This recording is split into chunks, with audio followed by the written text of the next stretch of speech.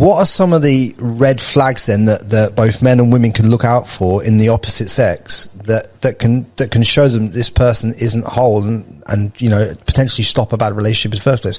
I presume if you walk in, and from what you've just said, and you walk in and their place is a mess, it shows you that their headspace is a mess, right? Yeah. And I presume that if their body's in a mess, then presumptively your mind's in a mess too. What other things should people look out for? I think what is their decision making in general, and this involves everything. What kind of decisions they make with their money, with their time, with who they have sex with everything they do. You look at their decision making. Now, if their decision making is responsible, it's sensible, it wants the best for them, and it helps them achieve their potential, super high self-esteem. But if their decision making is so chaotic, or it doesn't add up, like one minute they're so good at business, but then they choose the most toxic partner in the world, or they're so good in their relationship, but then they gamble on the side. It's like there's something in your decision making that tells me about your traumas. So let's lean into that and have a look at your own decision making in your life and think, okay, I'm so disciplined when it comes to food. I'm so good when it comes to money. But when it comes to relationships, I just seem to make the worst decisions. Why is that?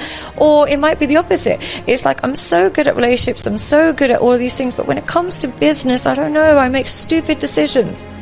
Well, your decisions tell me where your traumas are. When you want to ascertain more in depth on that, when you want to get really ingrained in, like, okay, now I've accepted that I've got this trauma, right? So I've accepted I've got this trauma. I know there's a trauma there.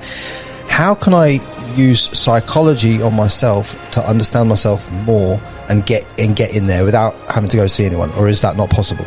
You don't have to go see anyone. It doesn't necessarily have to happen. You can just, educate yourself online and stuff. But here's the problem. What the problem is, when people have traumas, or when their life is a bit of a catastrophe, the first thing they do is try and diagnose their partner. They will look on Google and say, signs my ex was a narcissist. And I get this all the time. I'll get on the phone call with a client. I just wanted to speak to you because my ex is a sociopathic narcissist. Pointless session. Wow.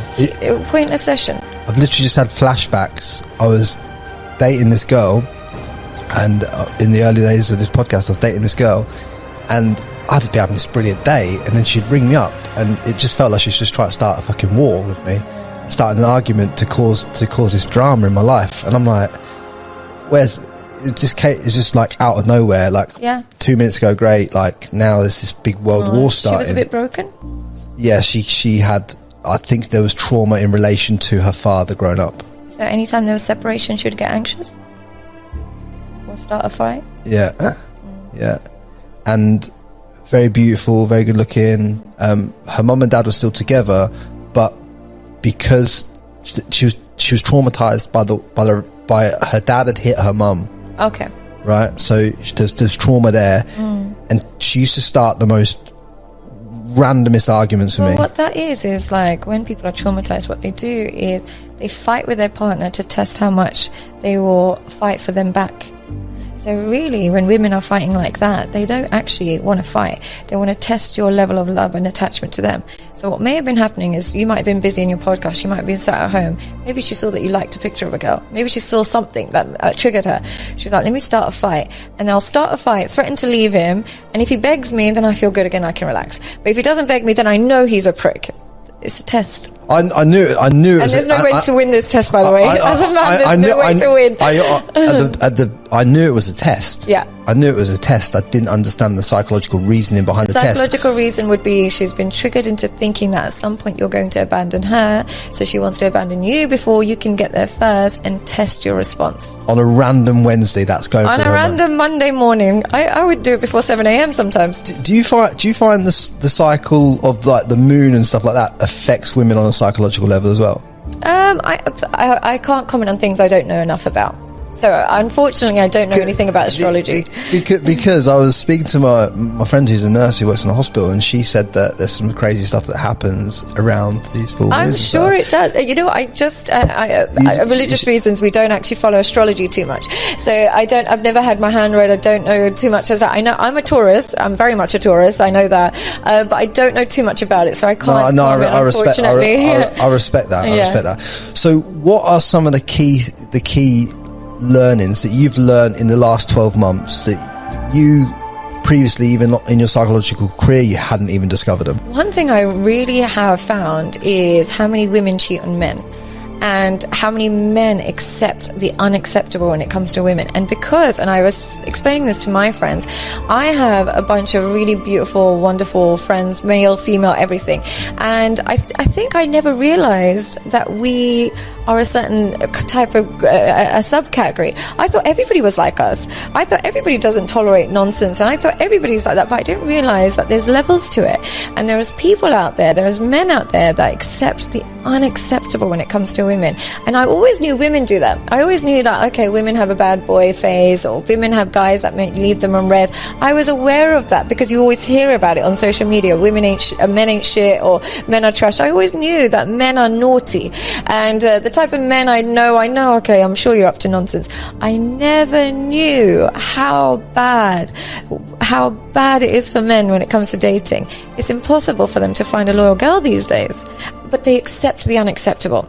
The men I'm around don't accept the unacceptable. So I know, and I always knew, if I did a certain behavior, if I did something like this, the type of man I want would never accept it.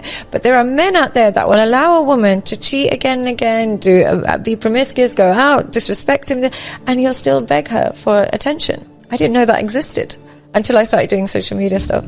So where are you seeing this more prevalent? Is it more of a younger generation? Yeah. Between what ages? I would say between 18 to 30. So anyone 18 to 30 is practically now got no hope of finding a woman then, in essence. Yeah, when you break. No, I'm joking. No, it's not that they have no hope of finding a woman. They have no boundaries. What's happened is they've grown up on porn. This is I know I bring everything down to porn, and you can really tell I'm an advocate against pornography. For religious reasons, I can't talk about porn. Do you know what it is? I think if I had one goal in life with this whole social media thing, it would be to remove the obsession with pornography, because of what it does to children. Yeah, everything is about children. So what happens is the 18 to 30-year-old man grew up on pornography, whereas a guy a bit older, maybe in his 30s, what happened is, of course he watches porn and watched porn. I'm not naive, but there was an element of like, shit, dad's coming home, can't watch porn right now, or mom's going to find my magazines, or oh my god, how do I get that top shelf magazine? It's so embarrassing. The guy knows my dad, I can't buy it. There was so much like when it comes to watching porn, whereas now headphones in, bedtime, pornography, children. 11 years old, 12 years old, children. So what happens is their brain is being sculpted into thinking that women are just for sexual purposes, and they are hypersexual, and this is normal. So when they meet a woman who is engaging in so much promiscuous behavior, either online, offline, in person, whatever, they don't get the same triggers. They don't think, whoa, she's probably not going to be loyal. They think this is how women come. So they accept the unacceptable when it comes to relationships. So much in that you can unpack. Like, I'm good, aren't I? Honestly, like you've literally broke it down in such a way that it's so true, isn't it? When you look at society and how society's moved over the last few years, even like, the dominance of like the mobile phone and everything like that. Everyone's stuck to it. Everyone's involved in it. Even on social media now, like we're all somewhat in addicted to dopamine hits.